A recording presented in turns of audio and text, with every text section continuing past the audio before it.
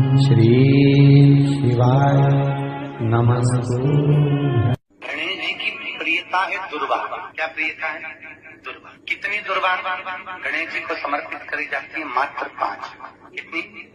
आज के जमाने में लोग गट्ठा बनाकर चढ़ा दें, वो अपनी जगह पर है। 5 दुर्वा पंचम इंद्रियों को वश में करने के लिए और भगवान के 5 जो स्वरूप हैं उनको अपने भीतर उतारने के लिए पंच।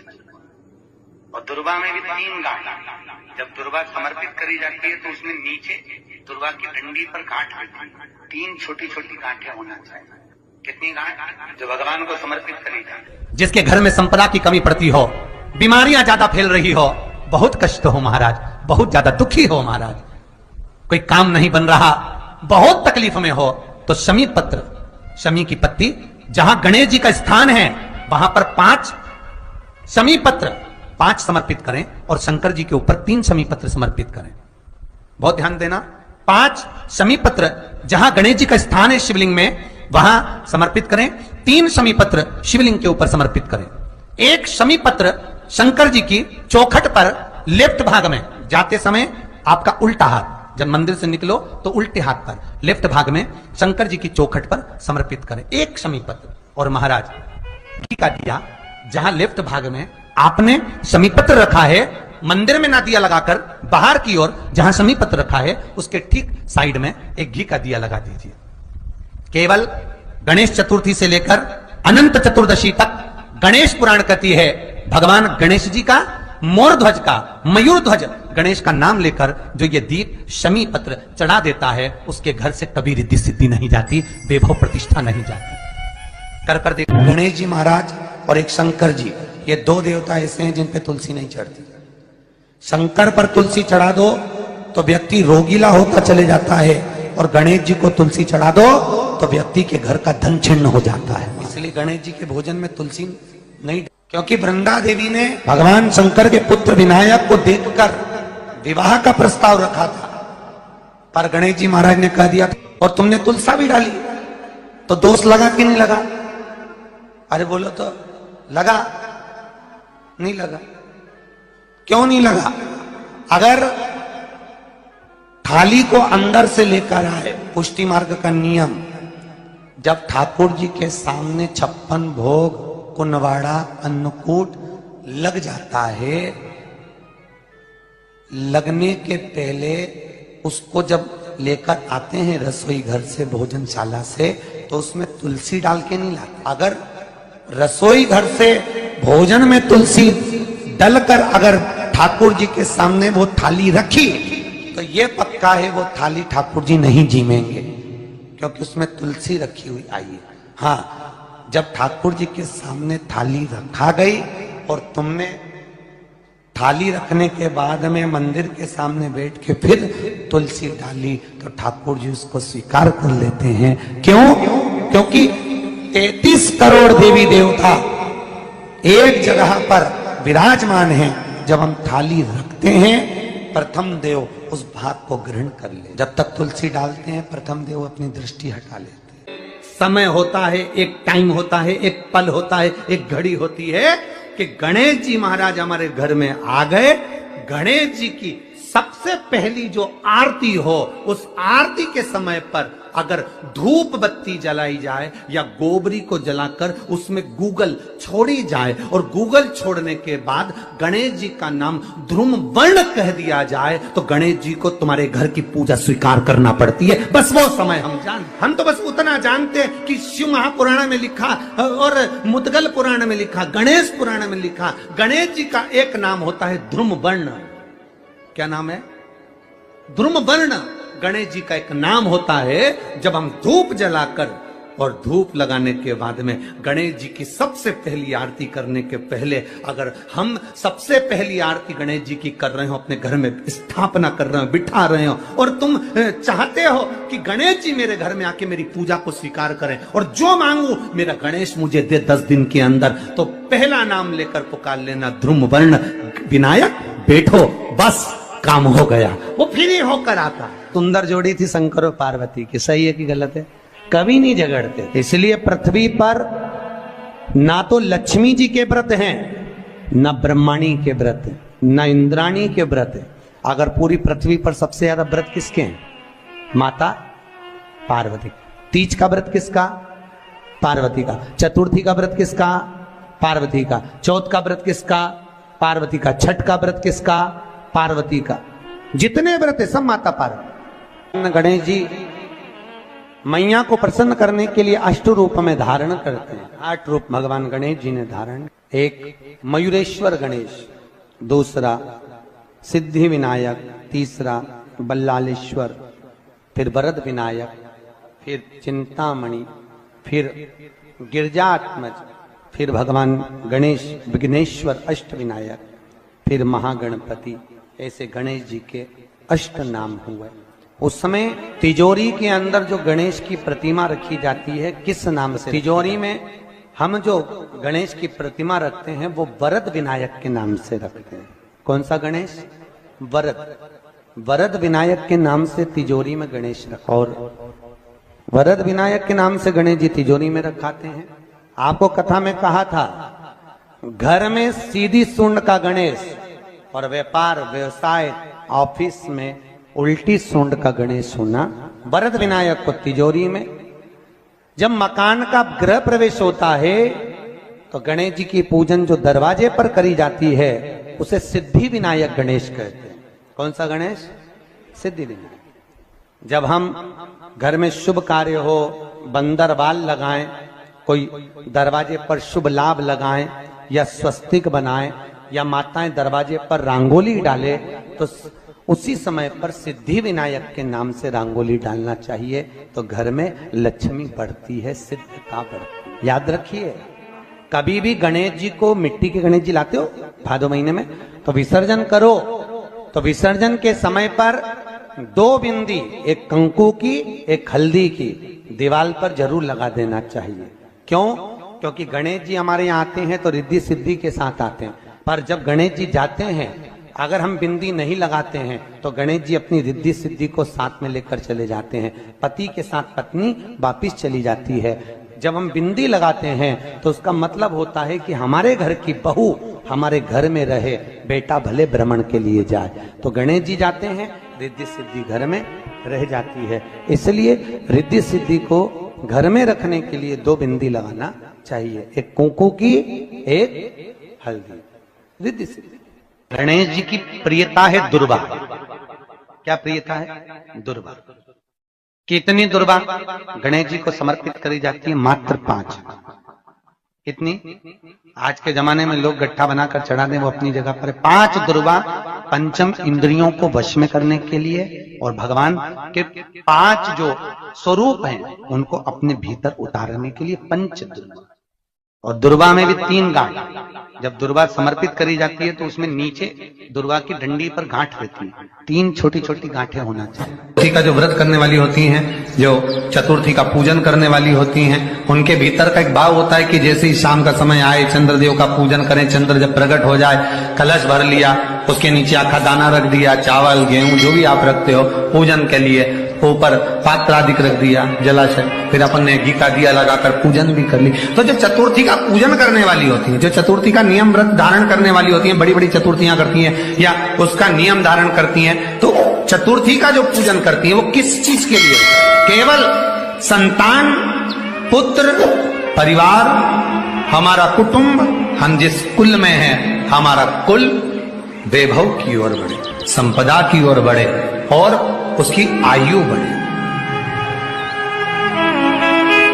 उसकी आयु बढ़े, वैभव बढ़े।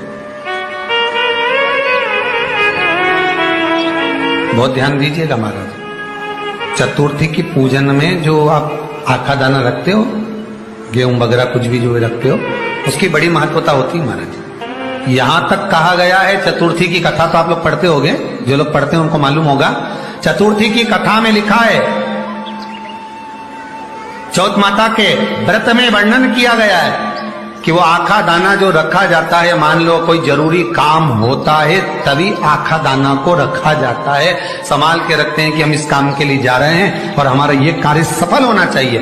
तो जिसने चतुर्थी का व्रत करा है, जिसने चंद्रदेव का पूजन करा, चतुर्थी का व्रत करा, वो गणेश जी से विनती करके वहां से 2-4 आखा दाना उठा ले, और जो व्यक्ति का काम अटक रहा है अपने ही घर का, पर दूसरे कुल को नहीं देना, अपने ही कुल के अंतर्गत जो काम अटक रहा है उसकी जेब में, उसके पल्लू में उस चीज को रख दिया जाए।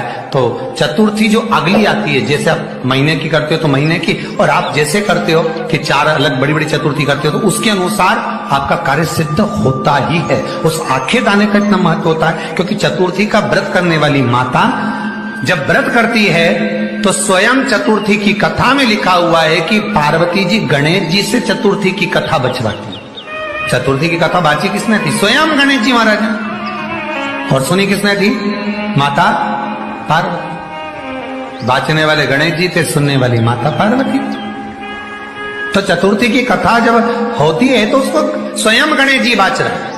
तो व्रत कौन सुन रही है? माता पार्वती। और आपने जो आखा दाना लिया वो गणेश जी के भाव से लिया, गणेश जी से निवेदन करके, विनय करके, प्रार्थना कर उसको प्राप्त किया। जितने आस्था चैनल पर कथा सुन रहे हो, जितने फेसबुक और यूट्यूब पर सुन रहे हो, और जितने इस छत्तीसगढ़ की पावन धरा पर बैठकर सुन रहे हो, बहुत सावधानी से सुनना। एक छोटा सा कपूर का टुकड़ा जब आरती में जलाया जाता है तो ये कपूर क्यों जलाते हैं? इस कपूर का महत्व क्या है? इस कपूर का कारण क्या है? ये कपूर है कौन जिसको हम आरती में जला? क्या जरूरत इस कपूर को आरती में जलाने की? क्या जरूरत इसको यज्ञशाला में जलाने की? क्या जरूरत है इस कपूर को पूजन में जलाने की? स्वयं गुरु बाबा कहते हैं यदि कोई आरती में, पूजन में, घर में एक कपूर का टुकड़ा आरती के बाद में जब समर्पित करेगा तो उसको अश्वमेध यज्ञ का पुण्य प्राप्त हो जाएगा। अश्वमेध यज्ञ के पुण्य को पाने के लिए कपूर का टुकड़ा आज भी आरती में जलाया जाए। एक कपूर का टुकड़ा सुख का, इसीलिए हमारे यहाँ शास्त्र कहता है महाराज, जब आपको घर में अगर ऐसा लगने लगे कि 15 दिन से बहुत बेचैनी है, बहुत दुख तकलीफ लग रही है, कोई ना कोई बीमार पड़ रहा है, कुछ ना कुछ तकलीफें लग रही है, तो एक पीपल का पत्ता ले लो, उसके ऊपर एक कपूर का टुकड़ा ले लो, सारे घर में घुमाकर उसको दरवाजे के बीच मध्य में जलाकर रख दीजिए। थोड़ी सी जला 20 से 25 मिनट के अंदर मकान में एनर्जी वापिस आ जाएगी, उस भवन में एनर्जी वापिस हो जाएगी। 20 से 25 मिनट के अंदर एनर्जी वापस। लग रहा है कि यहाँ नेगेटिव है तो उसको पॉजिटिव बनाया जा सकता है। रात को 12 बजे शंकर जी के मंदिर में शिवलिंग पर चढ़ी हुई बेलपत्री को उठाकर शंकर मंदिर का शिखर देखकर चबा चबा कर खा लीजिए। आपके पाँव के घुटने बदलने की जरूरत नहीं पड़ेगी, ऑपरेशन की जरूरत नहीं पड़ेगी। अलमस्तता। इस संवाद के अंतर्गत ये जो संवाद आया है, श्री गणेश जी महाराज ने श्री शैलम पर, कार्तिकेय महाराज की पावन धरा पर, मल्लिकार्जुन की पावन धरा पर, श्री शैलम में 3 प्रश्न श्री गणेश जी महाराज ने करे, और वो गणेश जी के 3 प्रश्न आपको भी ज्ञात होना चाहिए। पहला प्रश्न गणेश जी महाराज ने अपनी माता से कहा, माँ, मृत्यु लोक के अंतर्गत इस भूमि पर जन्म लेने के बाद में अगर व्यक्ति को वृद्ध अवस्था का सामना ना करना पड़े तो उसके लिए क्या करना चाहिए? सुन लेना जवान भाई, जितने भी बेटा बेटी बैठे हैं और जितने आस्था चैनल पर, फेसबुक, यूट्यूब पर सुन रहे हैं, बड़े ध्यान से सुन लेना कि मान लो कि हमें वृद्ध अवस्था देखना ही ना पड़े, उसके लिए क्या करना? तो कहा उसका एक ही साधन, राम राम रटते रहो जब तक घट में प्राण, कब हो तो दीन दयाल के भनक पड़ेगा। महाराज, एक कर्म करते रहो, तुम्हारा कर्म जरूर करो, काम करते करते करते करते करते करते भी भगवत स्मरण करते। धर्म और कर्म, इन दोनों में अंतर क्या? बोलो जल्दी जल्दी बोलिए। धर्म और कर्म में अंतर क्या है? धर्म अष्ट विनायक में एक विनायक, सबसे प्रबल विनायक, अष्ट विनायक में सबसे प्रबल, जहां के वृक्ष भी मोर का रूप लेकर आवाज लगाते हैं शिव जी को, जहां की नदी सिंधुरासुर असुर के कारण। आइए भक्तों, आज सुनते हैं तुलसी माता की चालीसा। यह चालीसा सुनने से होती है हर रोगों से मुक्ति, मिलती है सुख समृद्धि का आशीर्वाद। तो एक बार बोलिए प्रेम से विष्णु भगवान की जय, तुलसी माता की जय, भगवती माता की जय। श्री तुलसी महारानी करो विनय सिरनाय, जो मम हो संकट बिकट दीजे मात नसाय।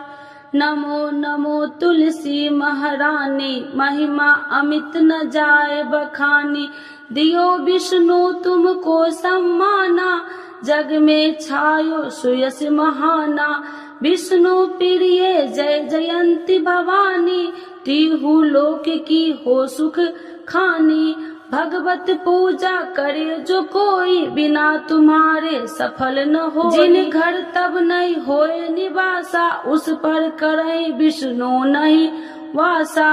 करे सदा जो तब नित सुमरन ते ही के काज होए सब पूरन। कार्तिक मास महात्म्य तुम्हारा जाको जानत सब संसारा। तब पूजन जो करे कुमारी पावे सुंदर वर सुकुमारी। करे जो पूजा नित प्रति नारी सुख संपत्ति से होए सुखारी।